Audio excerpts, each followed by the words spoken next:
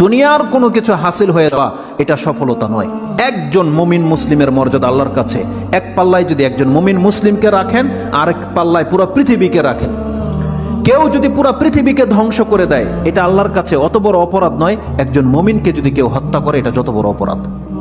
তাহলে একটা মানুষ তাওহীদের উপরে যারা আছে তাদের মান মর্যাদা এত, আল্লাহ বলছেন অতএব তারা যেন দুনিয়ার জন্য নয়, বরং তারা ওই পরকালে জাহান্নাম থেকে মুক্ত হয়ে যাওয়ার সেই রাস্তা যেন তারা অবলম্বন করে। কারণ সেই দিন যাকে জাহান্নাম থেকে শুধু বাঁচানো নয়, দূরে রাখা হবে।